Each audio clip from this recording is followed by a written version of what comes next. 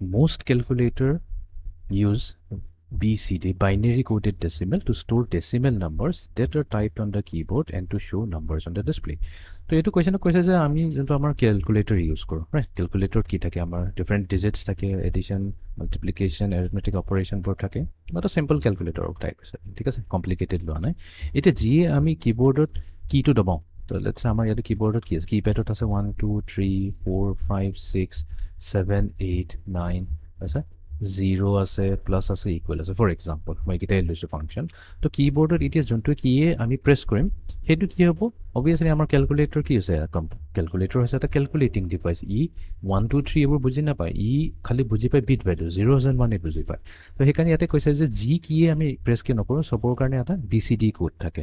তো যদি আমি 1 কৰোঁ, তো 1ৰ BCD ইকুইভেলেণ্ট কি হয়? BCD আমাৰ সদায় হয় 4 বিটত আহে। তো এইটো হ'ব 0 0 0 1, ইয়াৰ BCD ইকুইভেলেণ্টটো হৈ গ'ল। যদি আমি 9 লওঁ, 9ৰ কাৰণে কি হ'ব? 1 0 0 8 4 2 1 1 0 0 1, আমি এইটো ইউজ কৰোঁ। তো এনেকৈ চবক BCD কোডত আমাক কনভাৰ্ট কৰা হয়। এতিয়া কথাটো হৈছে ডেচিমেল নাম্বাৰ্ছ, ঠিক আছে? ডেচিমেল নাম্বাৰ কৈছে, তো প্লাছৰ কাৰণে মই নকওঁ, খালি ডেচিমেল নাম্বাৰ্ছ এই দুটাৰ কাৰণে আমি 9 লওঁ, আমি খালি ডেচিমেল নাম্বাৰ্ছত পাইছোঁ।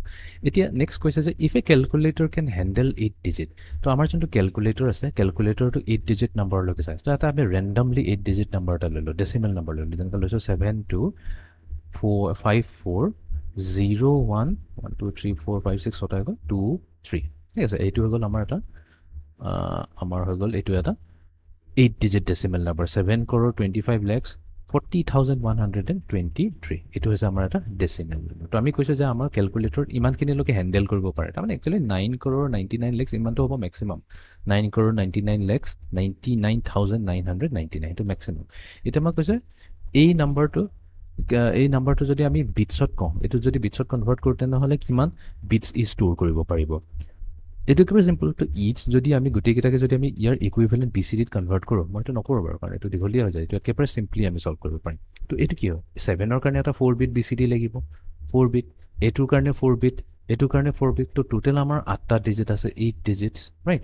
ইচ ডিজিটছত আমাক কেইটা লাগে? ইচ ডিজিটক আমাক 4 বিটছকৈ লাগে, 4 বিটছ, ঠিক আছে? 4 বিটছ পাৰ ডিজিট এনেকৈ আমি চাব পাৰোঁ, পাৰ ডিজিট। এটা ডিজিটতকৈ আমাৰ ডিজিট নাম এইটো গুচাই দিওঁ, স্পেলিং মিষ্টেক হৈ যাব নহ'লে, বিকজ এইটো ছিংগুলাৰ হয়। 4 বিটছ পাৰ ডিজিট। তো এতিয়া 8 ডিজিট আৰু 8 ডিজিট কেঞ্চেল হৈ গ'ল, 8 into 4 কিমান হৈ যাব? 32 বিটছ। তো আমাক ইন টোটেল 32 বিটছ লাগিব এইটো ষ্ট'ৰ কৰিবৰ কাৰণে, যোনটো আমাৰ 8 ডিজিট ডেচিমেল নাম্বাৰটো আছে। তো সেইটোক ষ্ট'ৰ কৰিবৰ কাৰণে আমাক 32 বিট এটা এড্ৰেছ লাগিব।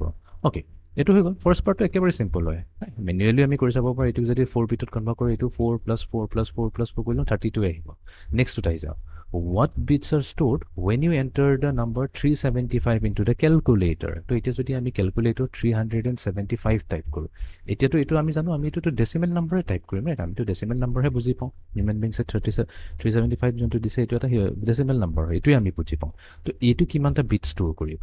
একেবাৰে চিম্পল। এতিয়া 3ৰ কাৰণে কি হয়? 3ৰ কাৰণে যোনটো আমাৰ BCD হৈ যাব, সেইটো হৈছে 0 0 1 1।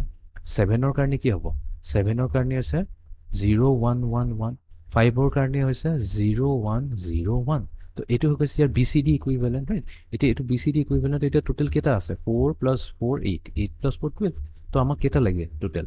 ইন টোটেল আমাক লাগিব 12টা বিটহে লাগিব, ঠিক আছে? তো এইটো কৈছে what bits are store. What bits কৈছে এইটো হৈছে আমাৰ বিট 0 0 1 1 0 1 1 1 0 1 0 1। তো এই বিটছটোৱে ষ্ট'ৰ কৰা হ'ব যেতিয়া আমি 375 কেলকুলেটৰত কি কয় এইটো টাইপ কৰে। একেবাৰে চিম্পল প্ৰব্লেম।